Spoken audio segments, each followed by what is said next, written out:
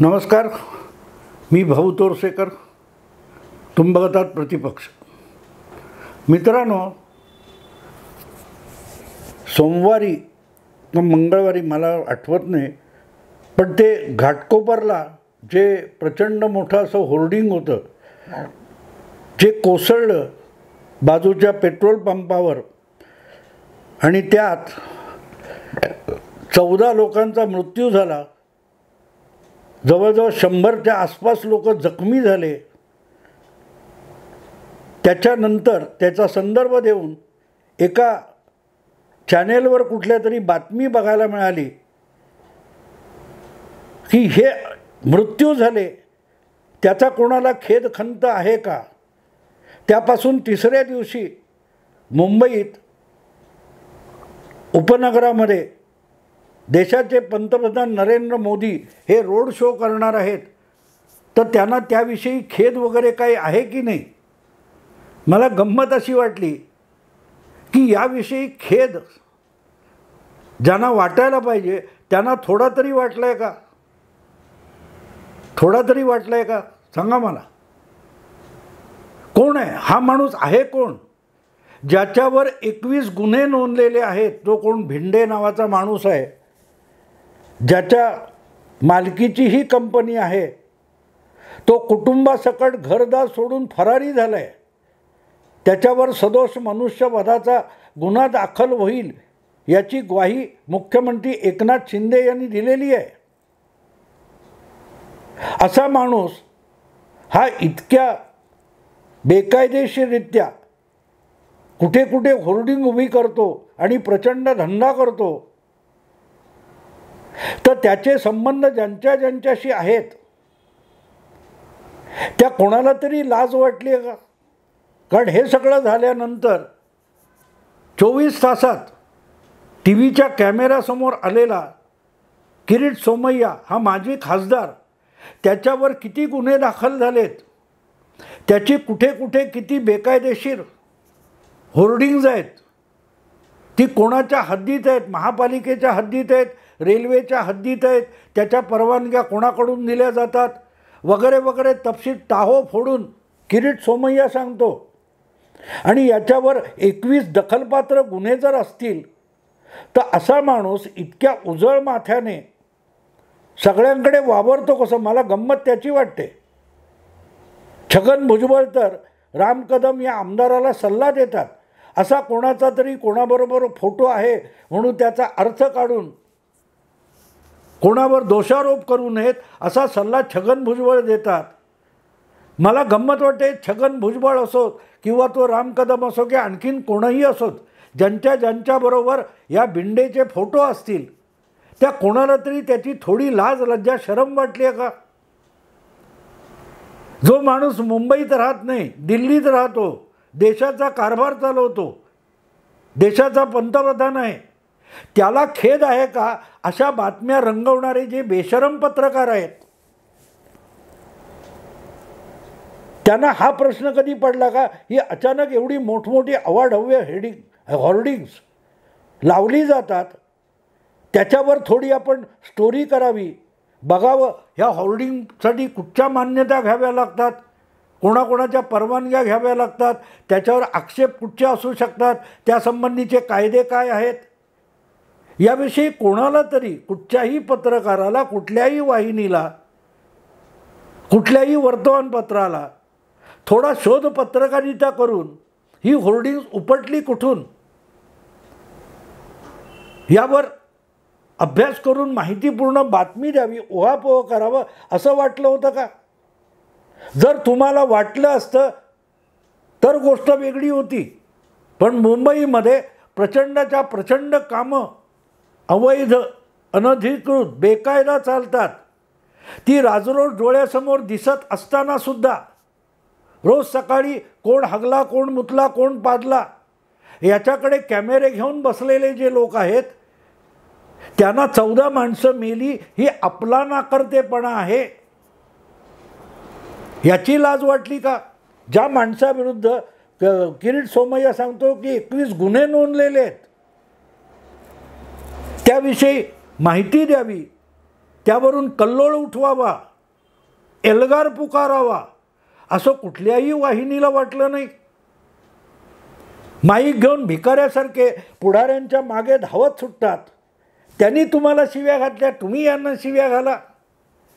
असल्या प्रतिक्रिया पलटवार घणाघात गोळा करत भिकाऱ्यासारखे फिरणारे जर 2-4 वर्षामध्ये असली होर्डिंग मुंबईभर कुठेही धडाधड उभी राहत आहेत, त्यातून मानवी जीवनाला धोका आहे अशी बातमी करावीशी कोणाला वाटली नाही, याचा खेद एकूण पत्रकारितेला आहे का? मला असं वाटतं की सगळ्यात बेशरम प्रकार जर कुठचा असेल तर तो पत्रकारितेचा आहे. कारण जे अवैध बेकायदा चालू आहे ते शोधून गोळा करून त्यावर बोट ठेवणं आणि सरकारला जाब विचारणं, महापालिकेला जाब विचारणं हे काम करायला पाहिजे. त्याच्याऐवजी 1 नंबरचा मुख्यमंत्री कोण, त्यांनी सर्वे केला, त्यात जगातला उत्तम मुख्यमंत्री असली चमचेगिरी करण्यात ज्यांची हयात जाते ते आज विचारतात की 14 लोक त्या होर्डिंगखाली पडून मेले, त्याचा मोदींना खेद आहे का? म्हणजे दिल्लीत राहणाऱ्याला खेद वाटला पाहिजे, पण मुंबईत राहून जनजागृतीचं व्रत घेतलेल्या पत्रकारांना त्याचा काडीमात्र खेद नाही. एका दिवसात किरीट सोमय्या जर 21 गुन्हे असल्याची यादी दाखवतोय, फटाफट इतके तपशील किरीट सोमय्याकडे येतात, तर मग तुम्ही पत्रकार म्हणून काय करताय? माहितीचा अधिकार म्हणून जे धंदा करतात त्यापैकी किती जणांनी असल्या बेकायदा होर्डिंगबद्दल आजपर्यंत माहिती घेतली आहे? ज्या अर्थी किरीट सोमय्याकडे 24 तासात इतका बारीक सारीक तपशील असतो, त्याचा अर्थ कोणी ना कोणी कुठून ना कुठून ही माहिती गोळा केलेली आहे. किरीट सोमय्या तर सांगतात की मी याविषयी इतक्या तक्रारी केलेल्या आहेत, मग त्या तक्रारीची दखल वेळच्या वेळी का घेतली गेली नाही? ज्या वेळेला महापालिका ही शिवसेनेच्या ताब्यात होती त्या काळात हे होर्डिंग्ज उभारले गेलेले आहेत, त्याला परवानगी दिलेली गेलेली आहे, आणि महापालिकेच्या परवानगीशिवाय असे होर्डिंग उभे राहिले तर त्याच्यावर कारवाई शिवसेनेच्या ताब्यात असलेल्या महापालिकेने का केली नाही? पुढे त्या महापालिकेवर इक्बाल सिंग चहल नावाचा प्रशासक बसवला. तो तुमचा लाडका होता, उद्धव ठाकरेंचा लाडका होता. तर मुख्यमंत्र्यांनी म्हणजे उद्धव ठाकरेंनी त्यावेळच्या मुख्यमंत्र्यांनी या होर्डिंगवर कारवाई का केलेली नव्हती? उत्तर आहे याचं. खेद वाटला तर तो मोदींना वाटला पाहिजे. आम्ही बेशरम आहोत, आम्ही शेण खातो, हो ना, पत्रकारसुद्धा शेण खातात. आणि आता निघाले किती, किरीट सोमय्यांचे 179 अशी होर्डिंग रेल्वेच्या हद्दीत आहेत, आणखीन कुठेतरी आहेत, कितीतरी आहेत, आणि करोडोची उलाढाल होते. यातला कुठला तरी हिस्सा कुठेतरी पोहोचतो आणि त्यात माध्यमंसुद्धा सुटलेली नाहीत. लक्षात ठेवा, माध्यमांचे हात आणि तोंडसुद्धा ओली आणि गोड केली जातात. हे आता लपून राहिलेलं नाही.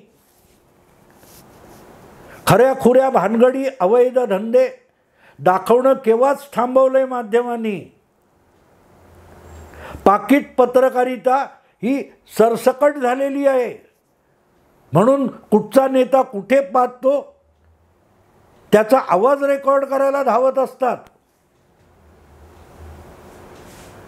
आणि परत किरीट सोमय्याने सांगितलं, हा सगळा हे होर्डिंग उभारण्याचा उद्योग हा उद्धव ठाकरे मुख्यमंत्री असताना सुरू झाला. आणि उद्धव ठाकरेंसोबतचा एक फोटो त्या राम कदमांनी टाकलेला आहे. तो फोटोमुळे उद्धव ठाकरे आरोपी ठरतील का नाही हा वेगळा भाग आहे. पण त्यावर प्रतिक्रिया देताना गेली 2 वर्ष महापालिकेचा कारभार एकनाथ शिंदे मुख्यमंत्री यांच्याच ताब्यात आहे, कारण प्रशासकाचं राज्य आहे असं संजय राऊत म्हणतात. तेव्हा त्याच्या आधी 1.5 वर्ष तोच कारभार उद्धव ठाकरेंच्या लाडक्या प्रशासकाकडे म्हणजे उद्धव ठाकरेंकडे होता. असा प्रश्न संजय राऊतांना उलटा कुठलाही पत्रकार का विचारत नाही? सगळ्यांची आळीमिळी गुपचिळी आहे. मरणाऱ्यांनी मरावं, त्यांना 15 किंवा 20 लाख रुपये त्यांच्या थोबाडावर टाकले की जबाबदारी संपली. माझं कुटुंब माझी जबाबदारी, तुमचं कुटुंब तुमची जबाबदारी. तो त्या होर्डिंगखाली मेला तर ती जबाबदारी तुमची, कारण मी 5 लाख रुपये देणार आहे. मेल्यानंतर माझी जबाबदारी ही मृताला 5 लाख रुपये आणि उपचाराचा जखमींना खर्च दिला की माझी जबाबदारी संपते.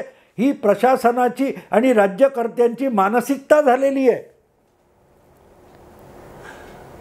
त्यातून उद्धव ठाकरे सुटत नाहीत. आज आम्ही विरोधात आहोत म्हणून आम्ही तिकडे बोट दाखवतो. काल तुम्ही सत्तेत होता तेव्हा भांडूपच्या कुठच्या तरी मॉलमध्ये बेकायदा इस्पितळ होतं आणि तिथे घुसमटून आग लागली तर 8 माणसं करोनासाठी दाखल झालेली मरण पावली. किशोरी पेडणेकर महापौर तिथे धावत गेल्या आणि त्यांना धक्का बसला की इथे बेकायदा हॉस्पिटल होतंच कसं, हे महापौर विचारतात. एकमेकांकडे बोटं दाखवणं आणि माणसं मरू देणं, कारण माणसांची किंमत आता काही लाखात मोजली जाते. आपल्याकडे खोके येणार, कंटेनर येणार, त्यातून गळून पडल्यासारखे जे काही लाख पेट्या पडतात त्या यांच्या थोबाडावर मारल्या की तुम्ही मरा, आम्हाला काही पडलेलं नाही आहे. आज उद्धव ठाकरे असते तरीही त्या पावसामध्ये, उद्धव ठाकरे मुख्यमंत्री असते तरी त्या वादळी पावसामध्ये ते होर्डिंग पडलंच असतं आणि उद्धव ठाकरे मुख्यमंत्री असते तर ते होर्डिंग तिथे तसंच पडेपर्यंत शाबूत राहिलं असतं. एकनाथ शिंदे आल्यानंतर, मुख्यमंत्री झाल्यानंतर ते होर्डिंग उभं राहिलेलं नाही. जी काय होर्डिंग किरीट सोमय्या सांगतात ती एकनाथ शिंदे मुख्यमंत्री होण्याच्या आधीपासूनची आहेत. जेव्हा मुख्यमंत्रीसुद्धा उद्धव ठाकरे होते आणि त्यांच्या तालावर महापालिकेचा प्रशासक नाचत होता किंवा आधीचे महापौर नाचत होते. किशोरी पेडणेकर सुद्धा बॉडी बॅग्स त्या खटल्यामध्ये आरोपी आहेतच ना. मग पकडला गेलं की लगेच काय म्हणायचं, सुडाचं राजकारण. हे होर्डिंग पडण्यापूर्वी जर कारवाई केली असती आणि तो भिंडे हा उद्धव ठाकरे किंवा संजय राऊत, सुनील राऊत यांच्या जवळचा आहे असं उघडकीत आलं असतं तर लगेच काय टाहो फोडला असता की आमच्या जवळचे म्हणून सूडबुद्धीने केलेली कारवाई. अजितदादा जेव्हा ह्याच्यात होते किंवा तुमचे रोहित पवार यांच्या आप्तसखीयांवर धाडी पडल्या तेव्हा सूडबुद्धीचाच आरोप झाला ना. मग हा भिंडे जो कोण आहे एवढं मोठं होर्डिंग बेकायदेशीर उभं करणारा, त्याच्यावर कारवाई झाली असती तर सगळ्यात पहिला टाहो कोणी फोडला असता, संजय राऊतांनी फोडला असता की माझ्या भावाच्या जवळचा आहे, उद्धव ठाकरेंच्या जवळचा आहे म्हणूनच त्या भिंडेवर कारवाई झाली. आता होर्डिंग पडल्यानंतर ती जबाबदारी आम्हाला नको.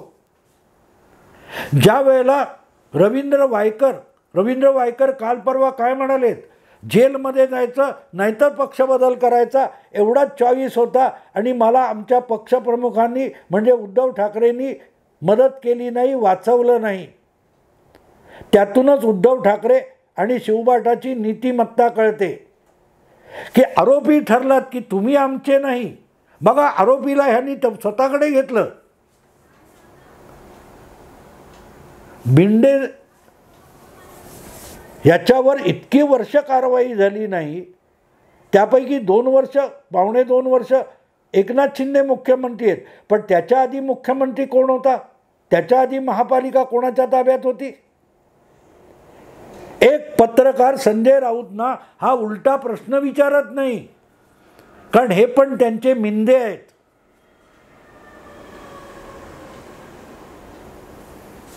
कोणाला खेद नाही हो, कोणाला खेद नाही, ना खेद ना खंत. पत्रकारे असे संत झालेले आहेत की त्यांना खेद ना खंत, मरणारे मरू देत आणि मग बातमी दाखवायची. पंतप्रधानांना अरे दिल्लीत राहणाऱ्या माणसाला मुंबईच्या अपघाताची खंत वाटली पाहिजे. मुंबईतल्या माणसांसाठी ऑक्सिजनची व्यवस्था करणं ही इथल्या मुख्यमंत्र्यांची जबाबदारी असते. ते सांगतात वायुदलाची विमानं वापरा आणि आम्हाला ऑक्सिजन पाठवा. मी माझ्या घराच्या बाहेर पडणार नाही, मी मंत्रालयात जाणार नाही, मी 1 नंबरचा मुख्यमंत्री आहे, मी घराबाहेर पडत नाही. त्याचं गुणगान करणाऱ्या पत्रकारांकडून मृतांविषयी दुःख व्यक्त होईल अशी अपेक्षा करायची आपण कशी करणार मित्रांनो? रखवालदार जेव्हा चोरांना सहभागी होतो, पत्रकारच जर चोरांचे भागीदार झाले तर माहिती अधिकार निरुपयोगी बनून जातो. ही सगळी माहिती जर किरीट सोमय्याकडे आलेली आहे आणि त्यांनी वेळोवेळी तक्रारी केलेल्या आहेत तर त्याची दखल का घेतली गेली नाही असा प्रश्न पत्रकार विचारू शकत होते. किरीट सोमय्या असे आरोप सातत्याने करत असतात. त्याचा फॉलोअप घेऊन त्यावर कुठे कसली कारवाई झाली आहे याचा कधीतरी पाठपुरावा पत्रकारांनी केला आहे का? नाही. किरीट सोमय्याला शिव्या घालता का हो संजय राऊत? म्हणून भिकाऱ्यासारखे संजय राऊतांच्या दारात जाऊन बसतात, त्यांना आजकाल पत्रकार म्हणतात. पण किरीट सोमय्यांनी जे आरोप केलेत त्यात किती तथ्य आहे आणि त्यावर कुठली कारवाई झाली असं विचारण्याची बुद्धी एकाही पत्रकाराला होत नाही. आणि मी असं बोललो की लगेच भाऊ तोरसेकरच्या निषेधाचे प्रस्ताव पास केले जातात. TV, टेलिव्हिजन, वार्ताहर संघ वगैरे काय त्याच्यामध्ये किती बेशर्मी आहे. असो, माझा मुद्दा इतकाच आहे की खेद कोणाला वाटला पाहिजे? अरे बायडनला काही खेद खंत आहे की नाही? घाटकोपरमध्ये आमच्या एवढं मोठं होर्डिंग पडलं आणि 14 माणसं मेली, ट्रम्पने याच्याविषयी दुःख व्यक्त केलं आहे का? अरे ट्रम्प बसलाय अमेरिकेत, मोदी असतात दिल्लीमध्ये, तुम्ही मुंबईत असता, तेव्हा कुठच्या शेणगोठा करता करता त्या शेणावर मिटक्या मारत खाता त्याचा जरा खुलासा करा.